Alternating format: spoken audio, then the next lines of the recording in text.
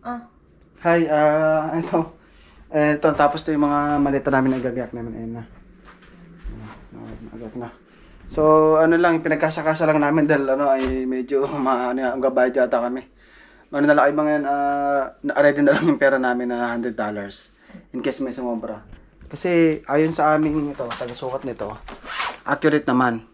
Pero, nagdududa pa rin kami kung papasa ba siya. Kasi nga, mukhang mabigat kasi nga, ang limit lang namin kasi, 30 each. 30 sa akin, 30 kay Cory, at saka, ilan kay Sky?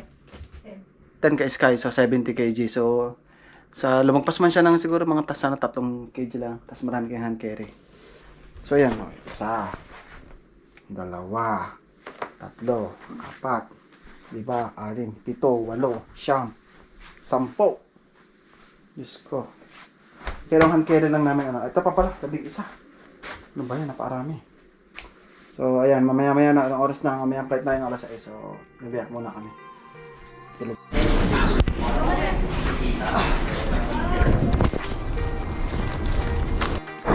So, ito, dito lang kami. Hassle yung ginawa namin na flight namin. Ayun o. Ayun na. Sky la, this is Sky. Ito mo siya. Maka siya muna. Ayan ang itsura niya. So, ayan. Corey. Very stressful na talaga nangyari sa amin talaga. Kukwento ko na nangyari sa amin. Grabe. Woo! Sky la. Fasten your seatbelt by inserting the clasp into the buckle and remove your life jacket from the pouch by pulling the tab. Put it. Ang laki naman nito.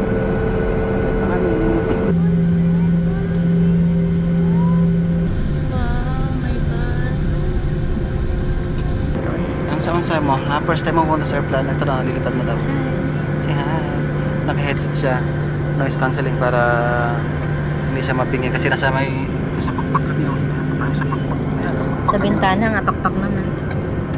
Andyan kasi yung engine, kaya tatamaan kami ng ingay. Brum, brum, brum, brum. Malapit ang lipad.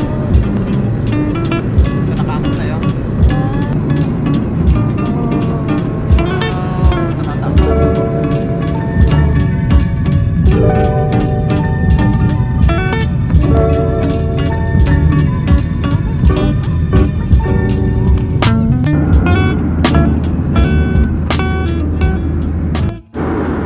Hindi niya okay na. Hindi niya okay na. Kamusta yung flight mo? Ha? Kamusta yung flight mo? Ano? Pagod ka? Stress ako sa'yo. So, anak ko natutulog na siya.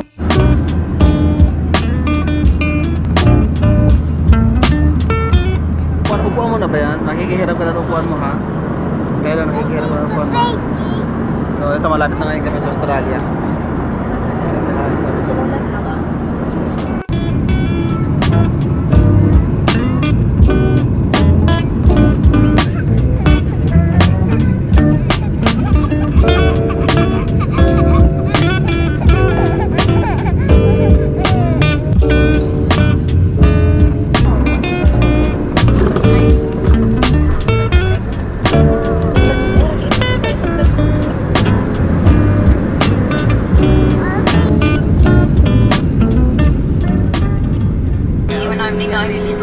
His baggage may have moved and could fall out. Before leaving, entry and check.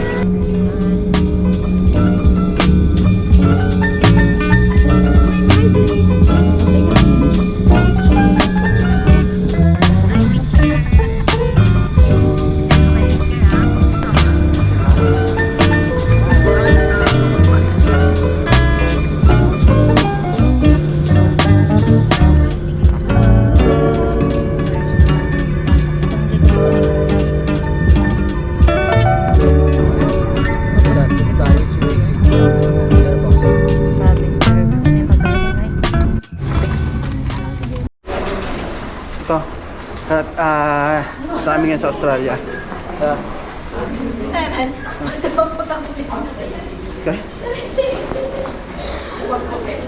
Ito, kararating lang namin sa Australia. So ito, naglalakad ngayon kami. Pauwi na. Pauwi, hindi. Pumuntang pala. Sa lobby.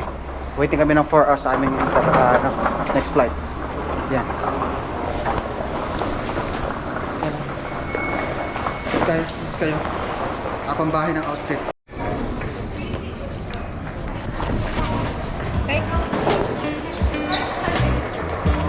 Ito, nagdelikpit kami. Naayos namin yung mga gamit namin. Ito kayo, at inom mo ng gamot. Kagulo-gulo kami ngayon na. So, ito naayos namin siya. Ito, paano maayos? Pero yung matutumi dito. Maraming. Maraming bag. Skyla. Sky. Pero si Sky. This is Sky. Skyla. Ito na ngayon kami sa may airport. Sa may airport ng Sydney Airport.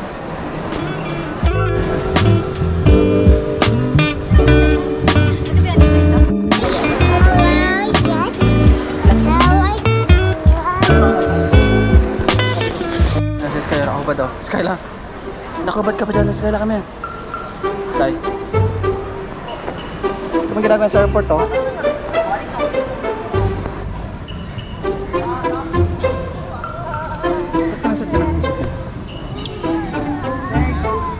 Ngayon kami sa may, sa may airport terminal 1 ng Sydney. Naghihintay ngayon kami ng aming flights. Ang flights namin is alas 12 pa. Pero ngayon is ano pa lang? Ano sa ba? 9:19. And then yun yung flight namin ala 12:10 pa ng ano. So naghihintay muna kami dito sa may lounge ng Sydney Airport. Charon Lounge. Ito namin Sky naman ay napakalikot naman na bata. Yun siya, masang lalaki. Kare. So, yung flight natin sa Christchurch to Sydney, anong masasabi mo sa flight natin? Okay naman, pero nakaka-stress. Ano yung pinaka-hours na naka-stress doon? Ito, over baggage. Oh, wow. Over baggage siya. Ito. Ito, over baggage din to. Sa daming dinalang gamit. Akala mong hindi na uwi ng New Zealand. Na-stress kami sa ano? Na-stress kami sa may ano? Sa over baggage namin. Ang dala naming luggage ano 11. Hindi, hand carry natin hand carry namin ang hand carry namin is siguro mga 6 hand carry namin. Ano na piraso hand carry namin. So buti naman tapos pinaiwanan sa amin yung mga chocolate namin. Kasi ang required na kasi 7 kg each. So may mga sumobra na. Tapos yung isang baggage namin na dalawa pala. Pinauwi na lang namin, buti na lang. Thank you kay Ate Aileen na tumulong sa amin na nanundo, ay nagsundo ng mga gamit, ng mga chocolate na iwan. Pasensya na rin yung mga tichot, tsaka yung mga iba naming kaibigan dyan na naiwanan yung chocolate dahil over baggage, underestimate na. So yun na. Ito, hinihintay na namin yung flights namin ngayon. Is kayo nantok na, oh. Yan, hinihintay namin flights namin. So sana maging smooth naman na yung biyahe namin. Ang mahirap lang talaga sa aeroplano yung paglalagay ng ng mga gamit. Kasi napakarami namin gamit, oh. Tama? Diyos ko. Parang uwi kami ng probinsya. Natakawan sa baggage. Ay, nalagay mo lang sa may yun na. sa taas. Ito, isa, dalawa, tatlo, apat. So yun lang naman. Update namin ulit kayo mamaya kung anong kaganapan na naman. Marami kami kukwento sa inyo. Bye-bye.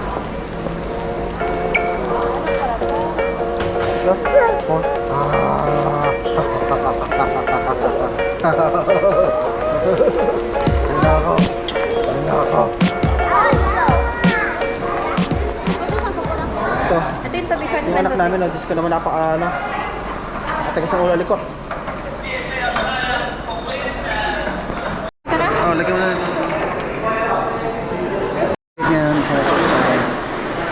Ito ang anak kayo napalikot. Let's go to the let's go to the gate na.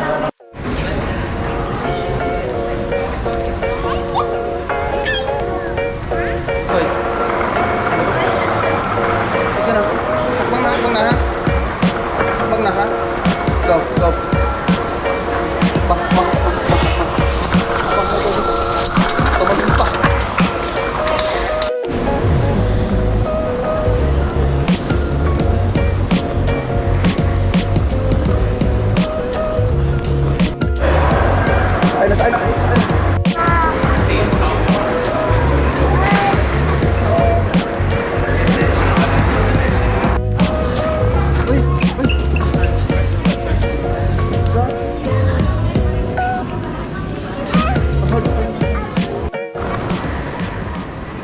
yung health anak ko.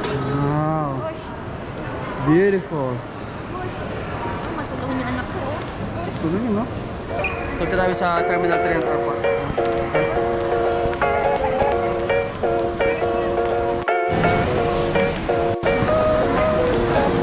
Pagod na kami.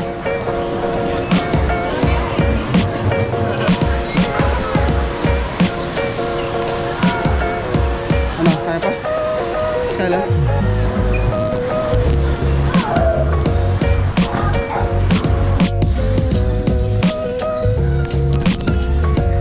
Ayan. Dito na kami sa aming terminal. Terminal gate pala. Gate. So yan yung McDonald's dun sa taas, oh. Dun ginagawa sa taas, tapos tinatransfer na lang sa baba. Yan. Parang conveyor na lang siya. Na. Ito, kumakain ngayon kami ng KFC. So yan, binili namin. Ano kasi na-delay yung flights namin dahil hindi maganda yung panahon. Pero ito na, gumanda na yung panahon ngayon. So ayan na, clear naman na. Hinihintay na lang namin yung announcement kung kailan kami mag-board. So ayan, kumain muna kami ngayon. Sabi sa amin, kumain daw muna kami. So yun, delayed ang flights dahil sa masamang panahon dito sa Australia. Pero ayan, maganda na yung panahon niya. Yun na, maliwanag na. So nag-start na sila mag-board ulit ng mga gamit. So ayan na. Hi Sky. Ito anak ko, napakatakaw, oh.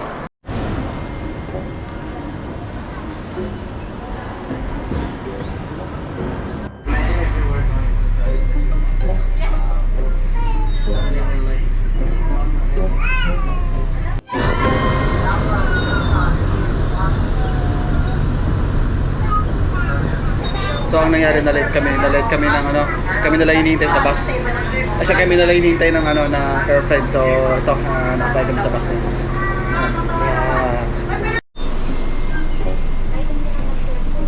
Tapos nagbukas kami na yun. Ano ba? Ito, naka-boarding na kami. Mahirap maglagay ng mga ano, ng mga luggage. So, this guy, how are you? Makapagod, no? Grabe, makapagod. So, Anak pa more. mahirap na mag-boarding tapos nahuli lang kami. So, yan. Anak ka ng Sa- mga anak. Sa wakas naman nakasakay kami ng alis. Tsaka maganda yung pwesto namin. Bintana. Yan. Cabin Bintana. crew, I'm your dorsal cross-check. Yun. So, konting oras na lang, lilipad na kami. No? Hindi? Bye-bye. Ito yung bagong ng Qantas. Hindi nang bago. Maluma na siguro to. So, you click the one. And then, you find the menu. Mga menu. Pagkain niya. Ito, flight na namin ngayon. Papuntang Manila. Ito pala yung anak ko. Tulog na. Wait na. Bagsak na. Gising na dito. Bukas na. Mamaya na. Ay.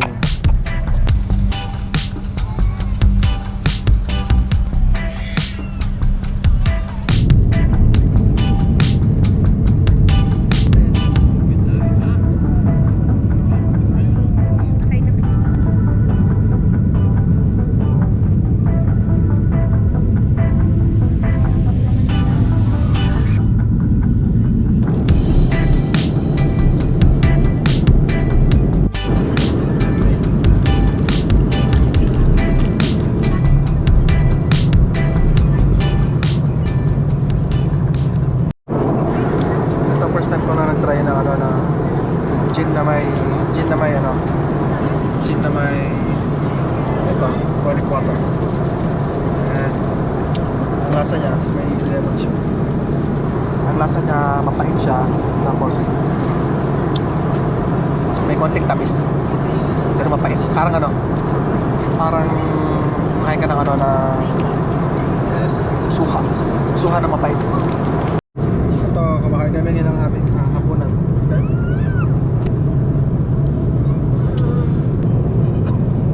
Start naman na yun, no? Qantas. Ito, malapit na kami sa, dito ay sa Manila.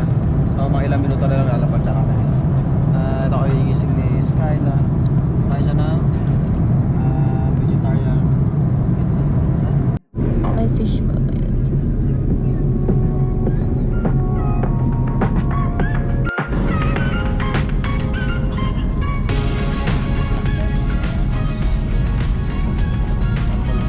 As always, smoking, vaping, and the use of e-cigarettes is not not movements involved. When longer suspects may move, it could fall out. Before leaving, ensure you check the seat and seat pockets for any. Ang lokal na oras ay 7:27 p.m. Tangalan naming lahat dito sa Qantas at One World. Salamat sa pagpiling lumipad na kasama kami. Ito, narating namin sa Manila ngayon. Hey, Sky. Yan, nasa Manila na kami. So, yan. Finally.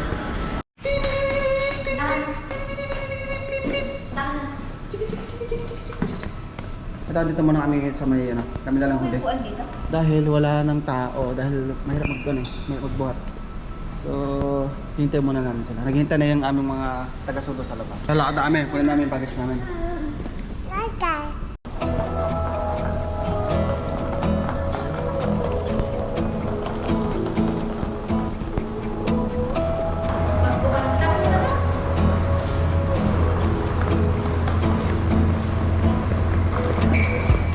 Galing namin yung gilasyon, baka magka-problema pa kami. Pero okay naman, nasolusyon na rin. Bibili ka na, let's go. Mababa na kami, ayun na yung ano. Yung mga lagis namin.